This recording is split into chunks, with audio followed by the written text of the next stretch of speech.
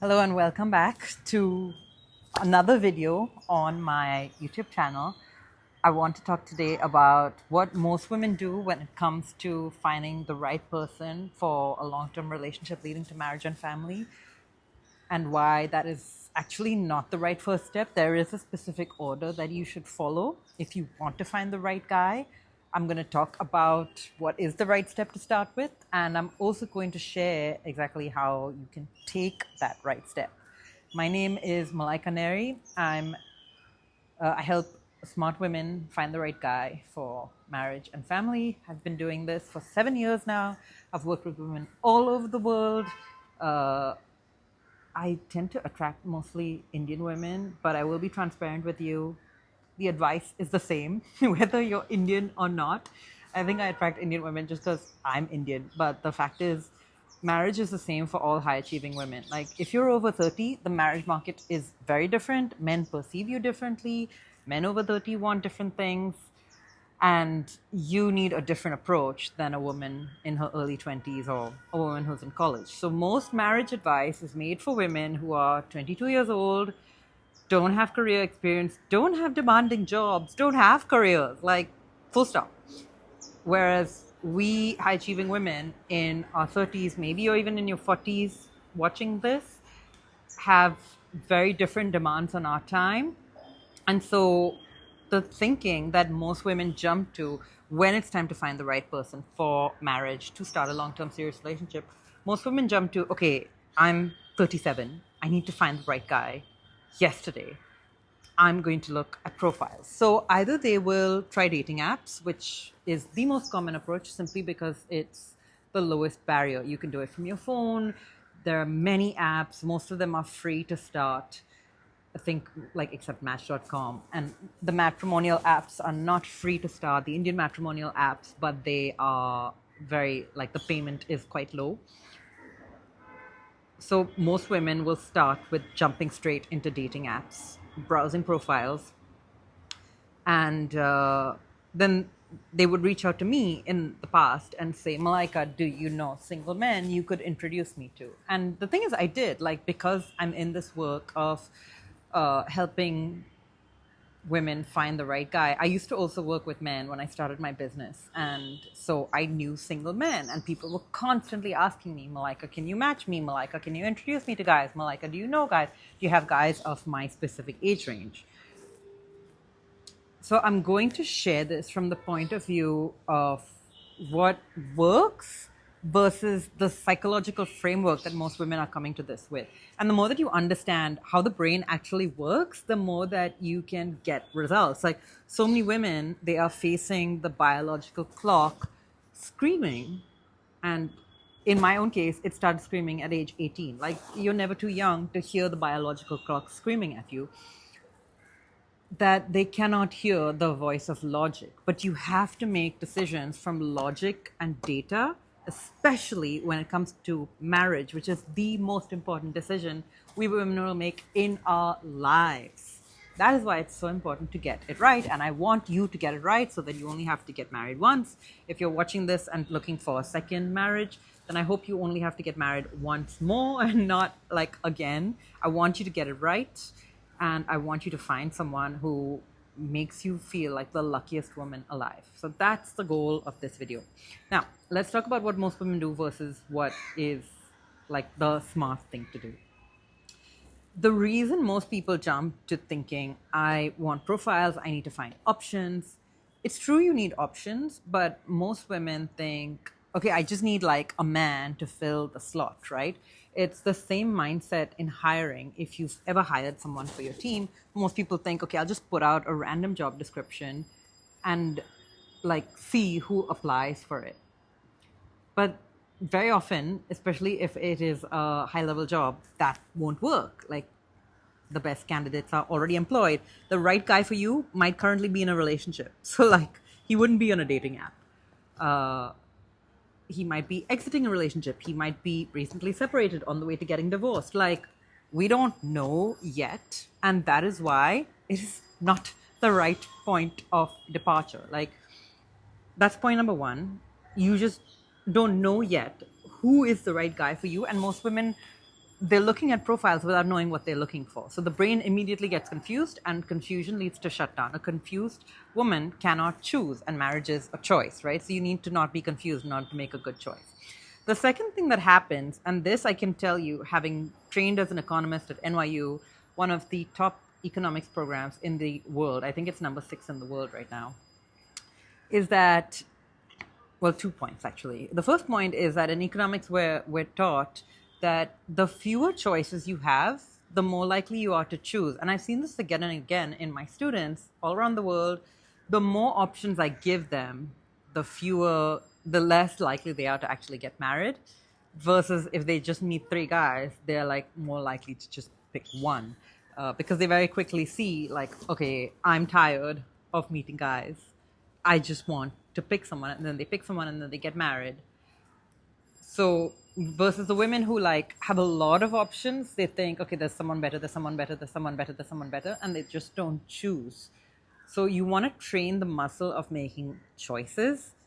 It doesn't have to be the perfect choice. It just has to be a choice. Remember, marriage is a choice at the end of the day. And no man is perfect. So it's impossible to make a perfect choice when it comes to marriage.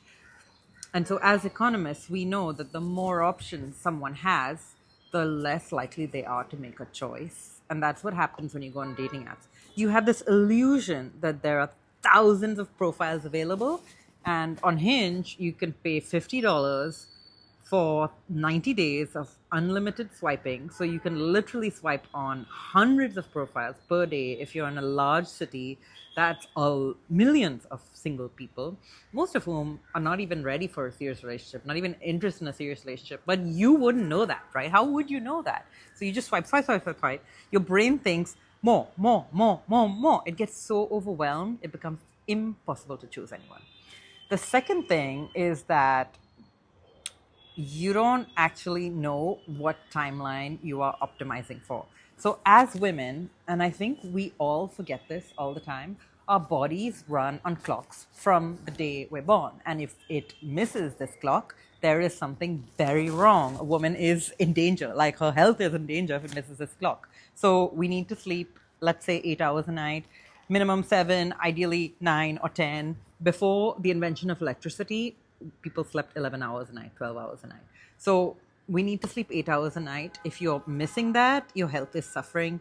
Our periods are on 28-day cycles. If it's on a 35-day cycle or an 18-day cycle, your health is probably in danger or doing poorly at the moment. So we have to get our periods every 28 days. Like, think about how many billions. So there are like 4.5 billion women on the planet. Every single one of them is on this 28-day cycle. Like, that's insane, right? But that is how the female body operates. All women get their periods between the ages of like 9 and 14, let's just say. So it's like this 5-year gap where all 4.5 billion women on the planet get their periods, like all of them. And then all women stop menstruating sometime between, let's say, 45 and 50. So I'm just giving random numbers, but it's again a 30-year period, a 5-year period for starting, and a 5-year period for ending. Now I'm just giving general numbers, but the point is the same. Our bodies run on clocks. Men's bodies also run on clocks, but they run on different clocks. First of all, their fertility range is much longer. Some would say it's infinite. And secondly, they don't menstruate, right? So they don't have a monthly cycle. They have a daily cycle, a 24-hour cycle. So point number 1, you go on dating apps, you get overwhelmed by the number of profiles. It's very difficult to make a choice, and you have the illusion that you have infinite choice. Point number 2, our bodies run on cycles. Our lives also run on a specific timeline.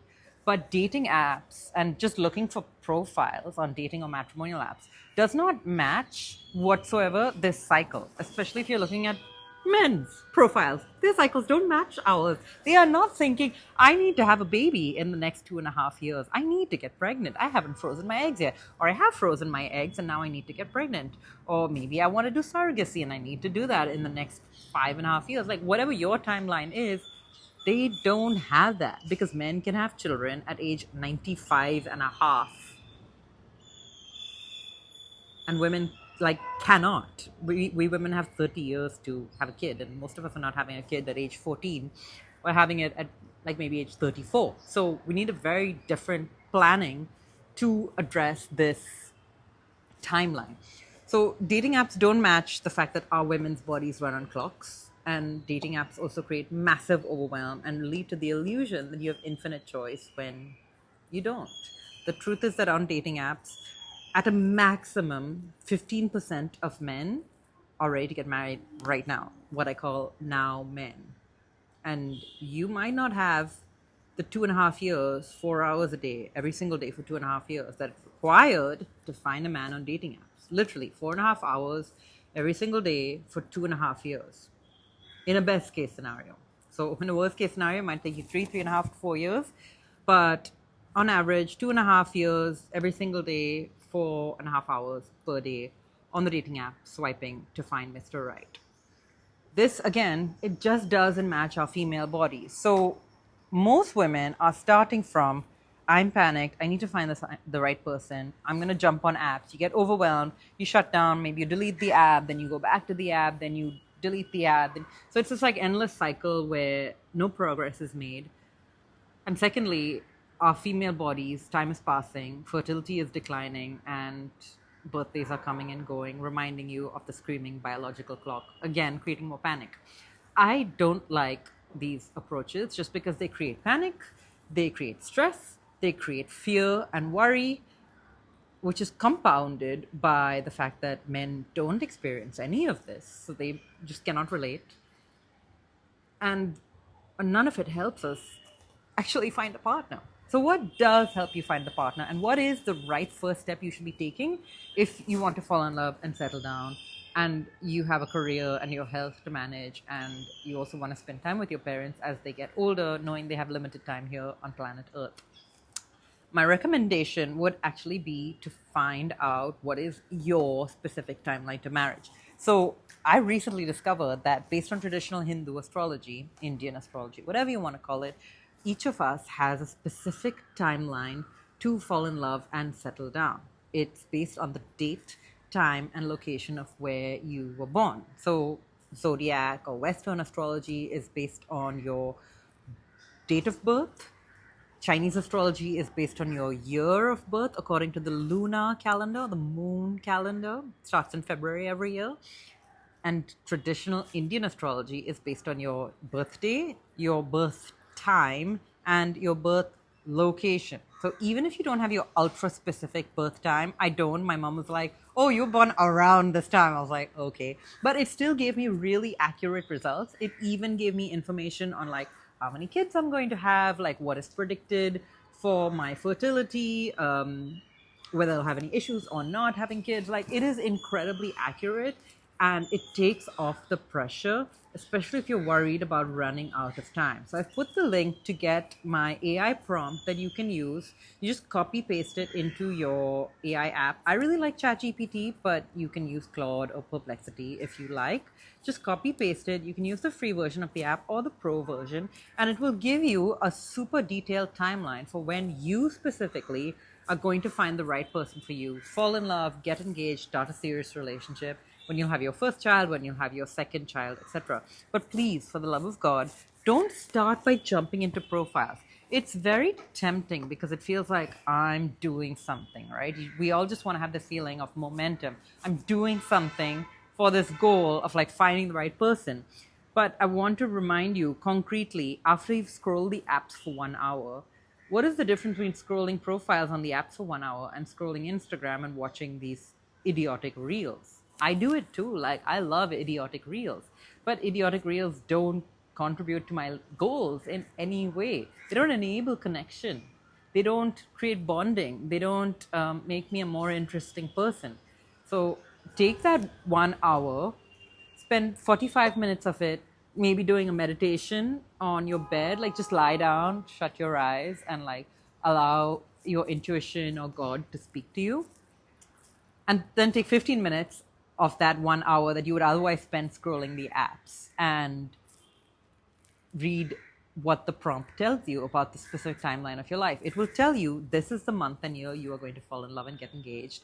This is when you should focus on your love life. This is when you should focus on your career. This is when you should focus on your health. So it's hyper specific to your life, to what else is going on, whether maybe you're moving, maybe you're dealing with immigration stuff, maybe you're traveling, maybe one of your parents is ill and so you have to take care of them. Like all of this will be described in your birth chart.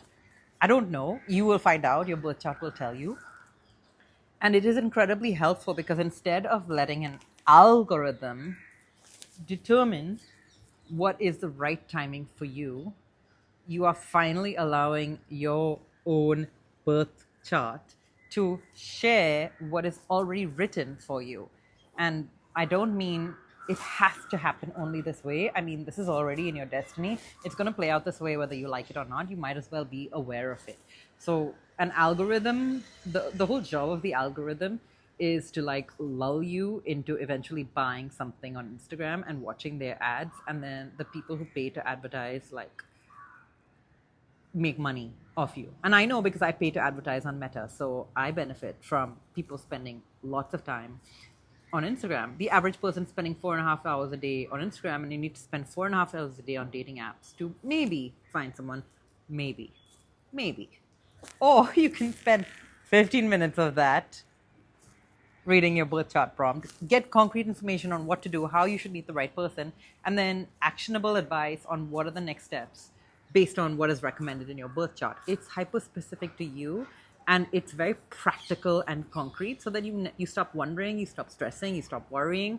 And the biological clock can like calm itself down because it knows the concrete timeline. So the body like responds really well to calm deadlines and like, this is when things are going to happen for me. You will feel so good after using it. But my advice from the beginning still stands. If your first like instinct is I'm going to jump on dating apps just so I can make myself feel like I did something, you and I both know that's contributing to nothing in terms of you finding a husband.